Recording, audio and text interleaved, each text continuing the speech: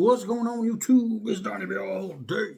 So, all right, today is a Work Tough Gear Day, as you could see in the description. This is the Carnivore 2, which is designed by Eric Otter.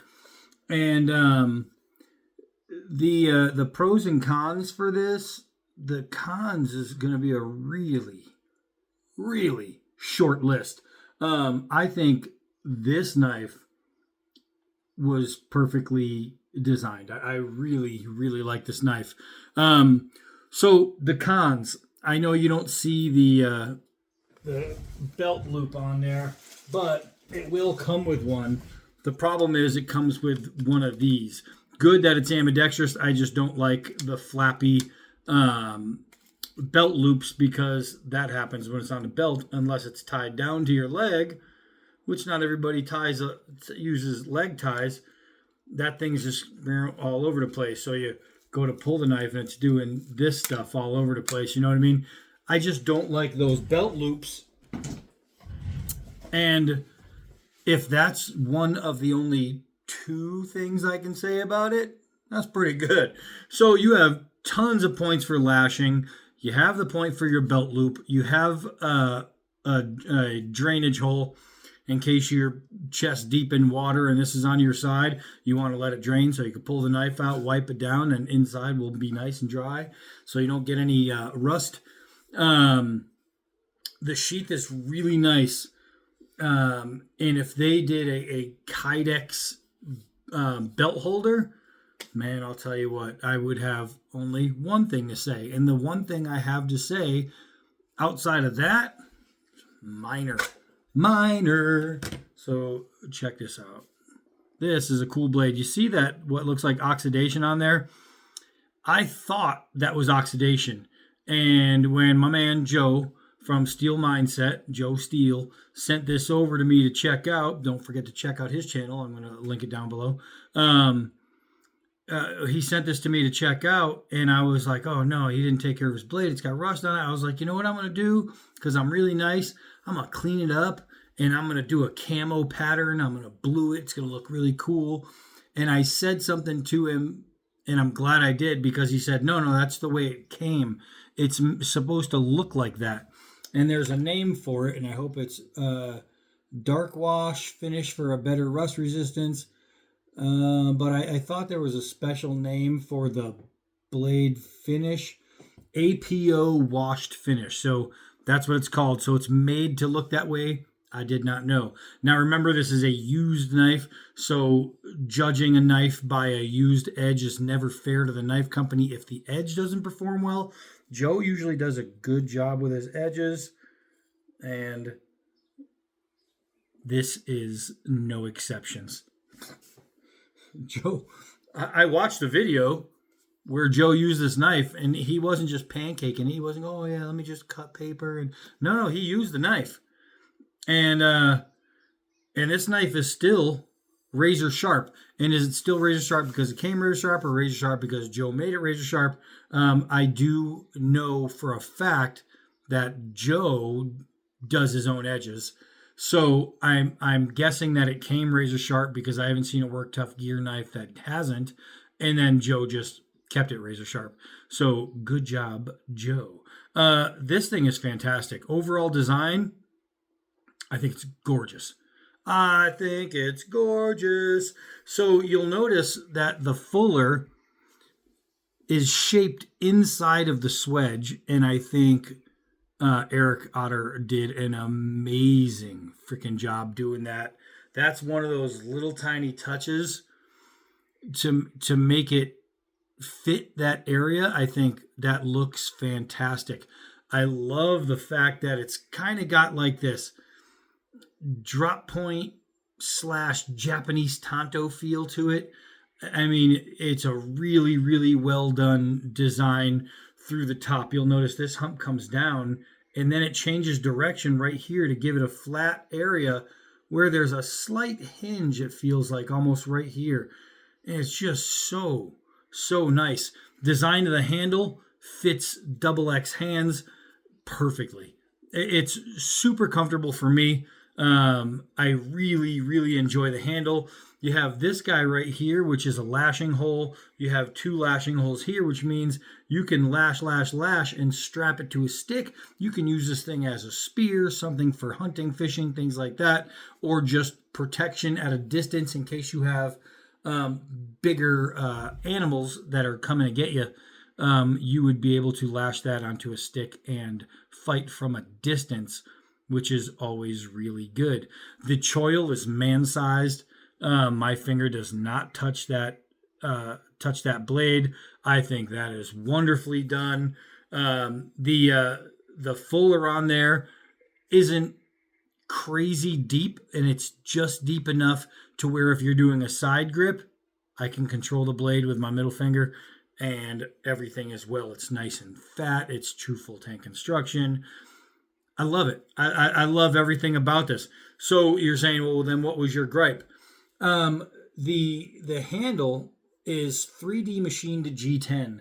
The G10 that they did on this guy right here, the Steadfast, it feels different. It doesn't. It's kind of weird because it's a hard material, obviously, but some materials feel harder than others. And when you get the 3D machined G10, it almost comes across like the feeling is like that glass reinforced nylon. And I don't like the feeling of that. I think like a linen micarta on this would have been amazing as far as feel. But I mean, the guys over at Work Tuff Gear do such a good job with all the dimpling and all that. It's not going to slide out of your hand. It's just something for me. I just don't like the SOG uses a lot of glass reinforced nylon, and I don't like the feel of those. This does feel better than that, but it is a little hard feeling if you understand what that is. So let's get into the specs. Let's see. Overall length is 13.9 inches. Blade length is 8.1 inches. Cutting edge is 7 inches. Blade thickness is just under a 1/4 inch. It is a saber grind with a convex cutting edge. It is a Tonto. Okay, so that's why I'm getting that Japanese Tonto feel. Good job, Eric Otter. Sometimes people will say, oh, it's a drop point knife on a modified clip point knife, and it always bugs me when they'll say it's a spear point on a drop point because the spear point has to be completely even. And it drives me crazy when people list it the wrong way. This is a Tonto. Blade steel is SK85 with a 5658 Rockwell. So it's a softer steel, so it's going to be great for impact resistance. I do appreciate that. Let's see, the APO finish wash, which now that I know it's supposed to be there is cool. That's really, really it. So I say we just take this thing out and very happily put it to use because I'm really digging this thing. All right, so getting it outside in the sunshine, it looks just as good. This knife is super well done. I mean, super well done. The design, fantastic. Execution, fantastic. Feel, the overall balance and shift in the hand, really, really nice. All right, let's get into some light cutting before we really start to hit it. I want to test the edge with this plastic binding strap, and that was way easier than it should be for a knife this size. Let's dig and pull. Easy, easy, easy. That is really, really nice. Let's see, delicacy and control. Just so nice. This knife has like all of the it in the it factor department. It really does. I mean, just absolutely sweet, man. That is absolutely sweet. So now I got these 4 little pieces. Let's see. Oh, yo. Golly, that's nice. Great balance. Oh, the push cut. The push cut. Now we're going to double them up. We go. I think I'm going right through the table here. There we go. That's 8 pieces on a push cut. Gotta like that. Gotta like that. Let's see. I'm gonna use that choil. Choke up for control. Get past that little knot I was on. Wow, those are nice curls. Those are nice curls. And you'll notice I'm pushing them straight down, so all my little curls, man, these are nice, are staying right there. So I could use those for fire, and I could strike a fire because that's 90 degrees. That right there is fantastic. Now I'm going to go with the side grip and do some pulls. Let's see. The wood is uneven, so I have to catch it. There we go. Got to make it flat first. Look at that. Look at that. So this is going to be an all-out camp survival knife. So well executed. I mean, those little guys right there, boom, are fantastic. Fantastic for lighting fires. And you get them all sitting right here in one little spot. You put them together with your knife, and then you light your fire. You strike your rod, you light your fire. It's just so nice. I mean, I'm having a hard time like coming up with things to say because I don't have anything to be like, so if it was only this or if it was only that, it's just good all the way around. They're making it hard for me. The reviewer has to find something, something to say something about, but this knife is just great. This is not a good knife. This is a great knife. Let's see. Let's twist all this garden hose up. Got all that plastic wrapped in nylon. And it's a push cut. Straight up push cut. No sawing needed. I tested a different knife. Not from these guys. But a different knife. It was a Spartan knife. And I tried sawing through this stuff. And it wouldn't even make a dent. This knife, all the way through on saw action, on push cuts. It's just unstoppable. It's an unstoppable force. The balance is done really, really well. A little bit heavy in the rear, and what that's going to do is be control for, it's going to make more control for, it's not a fighting knife, although it can be. So the balance is going to be more weighted for survival. I could feel the weight in the rear. And it's not overdone because it's designed well. I've never met Eric Otter. I don't know Eric Otter. If he walked by me right now, I would have no idea who he is. So this isn't one of those, oh, this guy is just Eric Otter.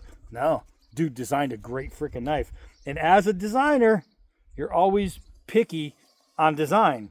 And what do I have to be picky about? And that's, it comes down to being honest.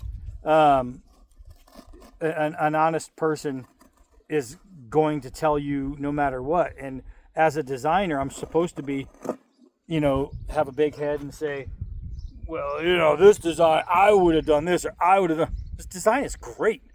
Knife designers don't like picking up other people's knives and being like, yeah, man, he killed it, because we want to be the one. I got these little lizards that just keep running around. They're just watching me work. It's kind of funny.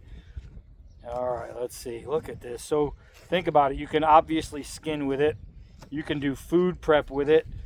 I mean, come on. This is fantastic. It's a leather ball with a rubber bladder with like this in between, some kind of mesh in between. It's just no problem. It's no problem. Let's try the plastic hose. See how well Joe did the edge all the way at the heel of the knife. Fantastic. Look how thin that is. Look how thin that cut is.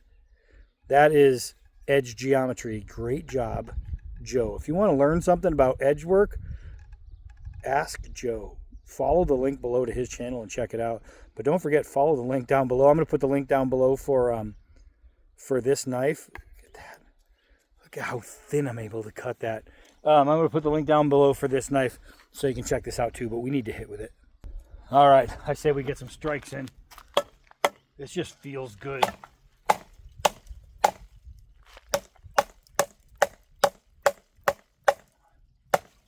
Ooh, that was in there.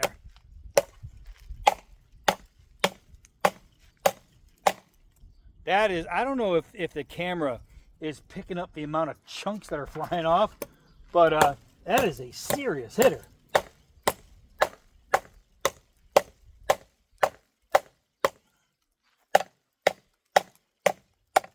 That is, this is hard Arizona wood right here. It is just absolutely destroying it.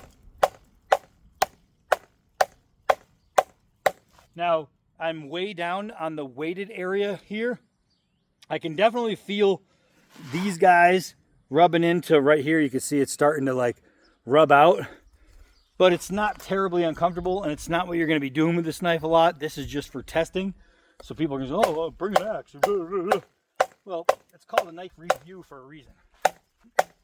So I'm definitely starting to like where it's going to form blister. You can actually see it. So I want to show you. I'm not going to lie to you. But I can definitely feel it. It's because of this gimping right here is I don't know if you can hear that, but it's so pronounced that it really is digging into the hand. But with a glove, you'd never feel that anyway. I just don't wear gloves when I use a knife, and I know other people don't as well. However, I also am choking way down. If I was up here, I wouldn't get that, but then I wouldn't have the momentum of the swing.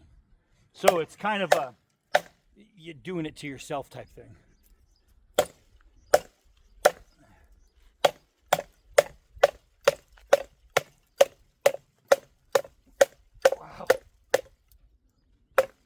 It is absolutely tearing through this thing. My thumb is so raw right now.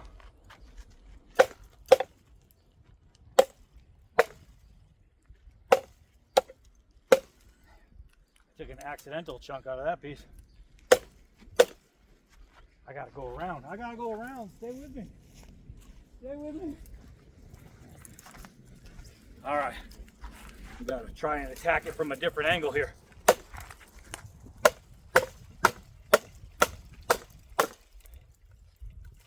Wow. Woo! That's some serious knifing right there. Not a lot. My thumb is raw as hell. But this guy right here did the job. How many times are you going to be using it as a hatchet? Probably you won't, unless you're a real outdoorsman and you're going on a hike and stay rather than a driving camp. A hike and stay, you're not going to carry shovels and axes and this and that. You're going to try and go as lightweight as possible. So you might just carry your knife. Can it do it? Yeah. Would I recommend, if this is going to be your only tool in the camp, to bring gloves? I would absolutely recommend that. Just because the aggressive dimpling here. I probably called it 3 different things already, but overall, golly, that's a knife. That's a man's knife. That thing is really, really nice. Vic Lim did a great job. Eric Otter, what a great design. Oh, look at his logo there. I don't know if it's a tree, but it's cool looking. That's Eric Otter's logo. It's a cool looking logo.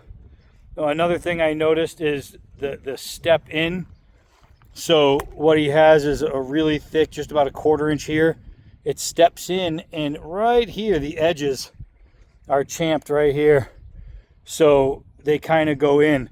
That purpose, let me tell you what that's good for.